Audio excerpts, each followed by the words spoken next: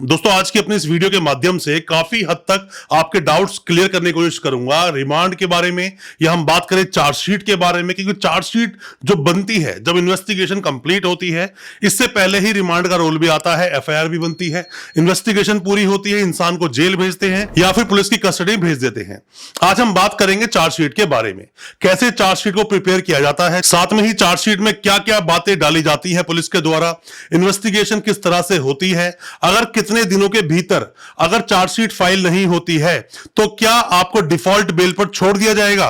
जैसे पहले भी मैंने वीडियोस बनाई है, तो चार्जशीट के बारे में मैक्सिमम डाउट्स को क्लियर करूंगा अपने इस वीडियो के माध्यम से। ज्यादा कुछ जानने के लिए चार्जशीट के बारे में दोस्तों बने रहिए हमारे इस वीडियो के साथ। दोस्तों होता क्या है कि जब भी किसी भी इंसान की अरेस्टिंग होती है, किसी भी व्यक्ति को अरेस्ट कर लिया गया या फिर अरेस्ट ना भी किया गया हो, 41A का नोटिस देकर छोड़ दिया गया हो, या फिर किसी भी केस की तफ्तीश अभी बाकी है या तफ्तीश पूरी हो गई है, ऐसे मामलों में एक नाम सामने आता है जिसको बोलते हैं चार्जशीट। चार्जशीट बोलें या कई लोग इसको इन्वेस्टिगेशन रिपोर्ट भी बोलते हैं, डायरी भी बोलते हैं, अलग अलग तरह से अलग अलग जगहों पर इसका नाम बोला जाता है। बट चार्जशीट के अंदर होता क्या है?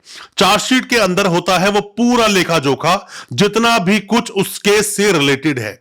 एफआईआर क्या है? फर्स्ट इंफॉर्मेशन रिपोर्ट, जिसके अंदर किसी के साथ कोई घटना हुई या कोई क्राइम हुआ, कोई भी घटना कहीं घटित हुई तो उसके बारे में एक शॉर्ट में इंफॉर्मेशन लिखी होती है, क्या क्या हुआ, कैसे कैसे हुआ, बट डिटेल में नहीं लिखा होता।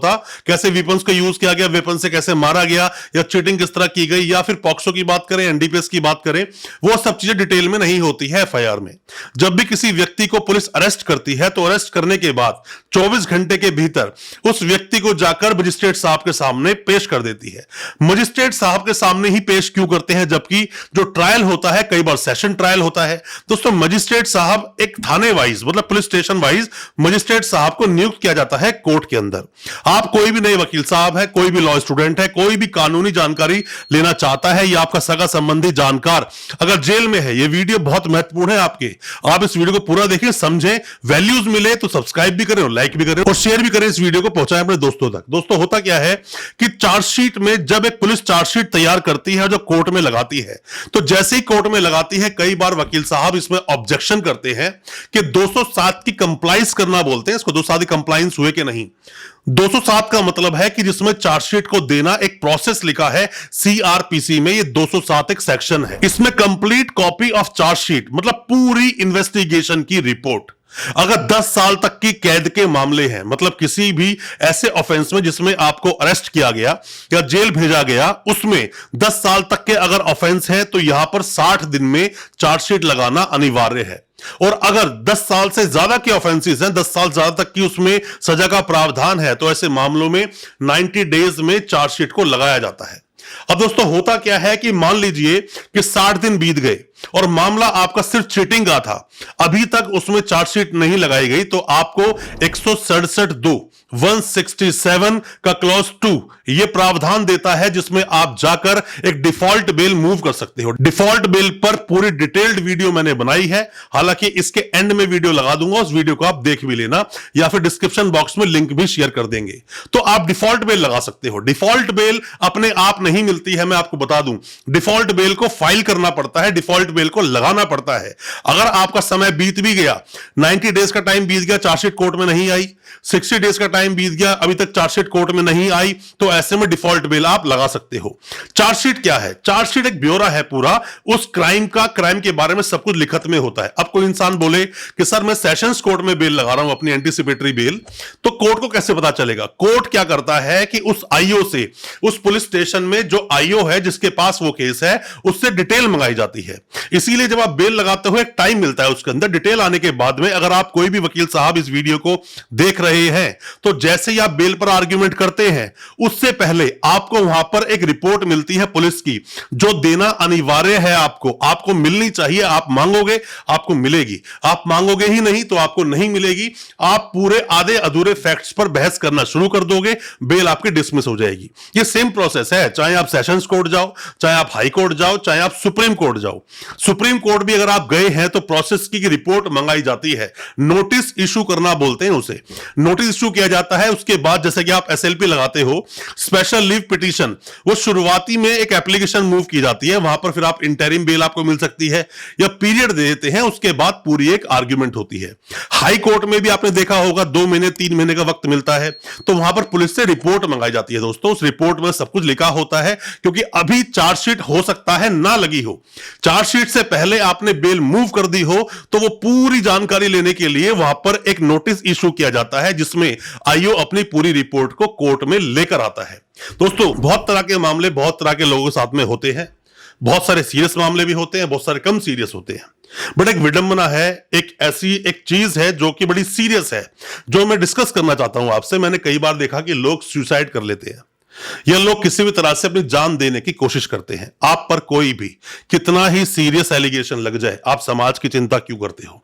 समाज आपसे पूछने नहीं आएगा, आप जेल में थे, आपकी बेल तक कराने समाज नहीं आएगा। समाज की परवाह नहीं करनी चाहिए, और ना ही आपको यह देखना चाहिए कि मेरे ऊपर यह एलिगेशन लग गया, मेरी फैमिली क्या सोचेगी, या फिर जेल वापस जाना पड़ेगा। दो ही रीजंस होते हैं ऐसे स्टेप जब लोग लेते हैं, पहला पुलिस के रिमांड से बचने के लिए, और दूसरा समाज की चिंता करते हैं, समाज की खामखाओ टेंशन लेते हैं। नहीं करना चाहिए। मेरी हाथ जोड़कर आप सबसे अपील है, मैंने खुद अपने 4-5 केसेस में अब तक का जो मेरा एक्सपीरियंस है, लोगों की हमने बेल कराई सेशन कोर्ट से भी, हाई कोर्ट से भी, सुप्रीम कोर्ट से भी। सुप्रीम कोर्ट कई बार हम लोगों की एंटीसिपेटरी बेल मूव करते हैं, वहां पे आर्ग्यूमेंट करते हैं, बट मैंने कई बार ऐसा देखा है, 4-5 केस में मैंने ऐसा देखा है कि बेल तो हो गई, वो घर पर भी आ गए, बट वो समाज को फेस नहीं कर पाते हैं, ऐसे में वो सुसाइड जैसे स्टेप ले लेते हैं। तो आपको ऐसा नहीं करना चाहिए, लोगों की समाज की चिंता नहीं करनी चाहिए। ऐसा कोई एलिगेशन नहीं है, एक वक्त है, ये भी कट जाएगा। कितना भी बुरा वक्त हो, वो वक्त बीत जाता है, घबराना नहीं चाहिए, परेशान नहीं होना चाहिए। और देखो मैं ये भी बोलता हूं कि आपके जो भी कोई वकील साहब है, उन्हें भी आपको दिलासा देना चाहिए। जिस तरह से आपकी तबीयत खराब हो जाए, आप डॉक्टर के पास जाते हो ना, भरोसा करते हो उस पर, ऐसे बड़े वकील पर भरोसा रखो, वो आपको कुछ नहीं होने देगा, बचा लेगा। बस वकील साहब भी थोड़े सेंसिबल हो। और दोस्तों जब भी किसी पर भी कोई केस दर्ज होता है, दो तरह की समस्या आपके साथ जरूर होगी। पहला, मेंटली आप परेशान हो जाओगे, मेंटली आप परेशान रहने शुरू हो जाओगे, बार बार उसी चीज के बारे में सोचोगे। आप कहीं भी हो, खेल रहे हो, खा रहे हो, पी रहे हो, बैठे हो, कहीं जा रहे हो, बार बार आपके दिमाग में बात आती है। यह होता है, अपने आप को बिजी रखें, उससे भी आप बच जाओगे। फाइनेंशियल लॉस होता है कि केस लड़ने में खर्चे होते हैं, पर मैं आपको यह जरूर बोलूंगा, घबराना नहीं चाहिए, परेशान नहीं होना चाहिए।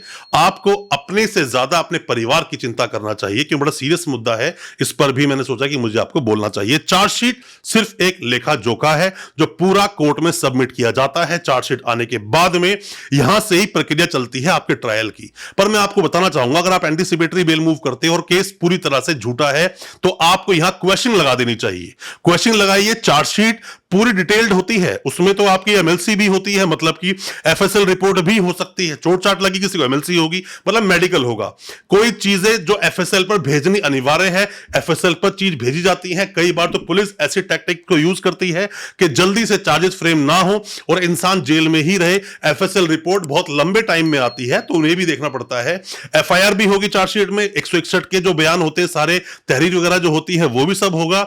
164 के बयान भी होंगे, अगर रेप का मामला है, पॉक्सो का मामला है जिसमें किसी का बयान लिए गए हैं 64 के, वो भी होंगे। पूरी डिटेल्ड इंफॉर्मेशन उसमें मेंशन की जाती है, मतलब पूरा जितना भी पुलिस ने शुरू से लेके एंड तक तफ्तीश की, सब होता है। कोई पेपर अगर कम है आपकी चार्जशीट में, जब आपको चार्जशीट कोर्ट से मिलती है, कोर्ट को वहीं बोल दो तो आपको पेपर्स वो आपको मिल जाएंगे, परेशान होने की जरूरत नहीं है। या फिर नेक्स्ट डेट लग जाएगी, पर अगर कोई इंसान जेल में है तो पेपर्स के चक्कर में डेट नहीं लगवानी चाहिए, केस को आगे बढ़ाना चाहिए। बेल आपके और ज्यादा होने के चांसेस बढ़ जाते हैं। दोस्तों इस पर और डिटेल में हम बहुत कुछ बोल सकते हैं, पर मैं चाहता हूं कि वीडियो ज्यादा लंबा ना बने। नेक्स्ट किसी वीडियो में चार्जशीट पर और डिटेल में चर्चा करेंगे। अच्छा लगा हो आज का वीडियो, हमारी वीडियो को ज्यादा से ज्यादा अपने दोस्तों, परिजन, परिवार तक शेयर करें, ताकि वो भी अपने आप को कानूनी जानकार बना सके। हमारे चैनल को सब्सक्राइब करना बिल्कुल ना भूलें, साथ में लगा बेल आइकन जरूर दबा दें, ताकि इसी तरह की जो लीगल अवेयरनेस की वीडियोस है वो आप तक पहुंच सके सबसे पहले। बहुत बहुत शुक्रिया, धन्यवाद हमारी इस वीडियो के साथ बने रहने के लिए।